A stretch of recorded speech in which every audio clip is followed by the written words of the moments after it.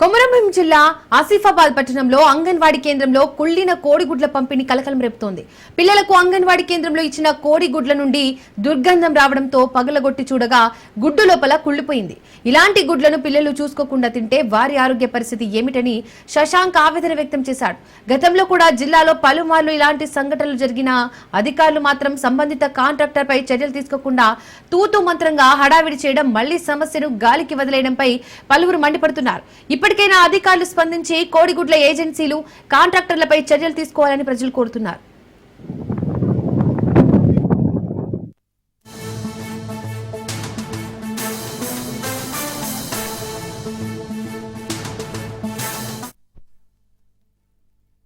నా పేరు కొండ శశాంక్. నేను ఆసిఫాబాద్ కొమరంభీం డిస్టిక్ లో నివసిస్తున్నాను. మాది కంచుకోట కాలనీ. ఇక్కడ అంగన్వాడీలో మేము కోడిగుడ్లు తెచ్చుకున్నాము అబ్బాయికని. అవి మొత్తం కుళ్ళిపోయి మొత్తం దుర్వాసనతో కూడుకొని ఉన్నాయి. లోపల మొత్తం నల్లగా మొత్తం గడ్డగట్టి ఉన్నాయి. అది మేము తెచ్చుకున్నాము, మాకు కూడా తెలియదు. మేము తీసుకున్న తర్వాత ఇవాళ ఓపెన్ చేసి చూసే వరకు అట్లా ఉన్నాయి.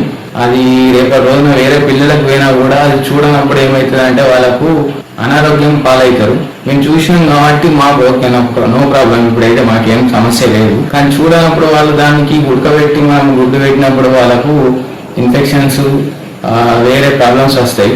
కాబట్టి అందరు తల్లిదండ్రులు గమనించగలరు, ఈ విషయంలో అందరూ గమనించగలరు.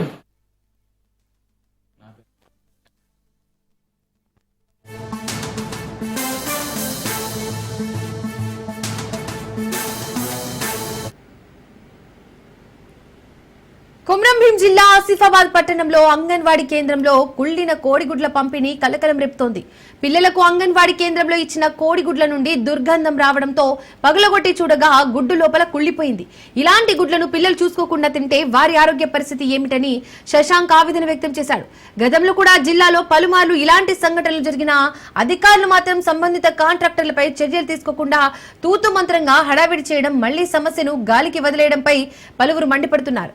ఇప్పటికైనా అధికారులు స్పందించి కోడిగుడ్ల ఏజెన్సీలు, కాంట్రాక్టర్లపై చర్యలు తీసుకోవాలని ప్రజలు కోరుతున్నారు.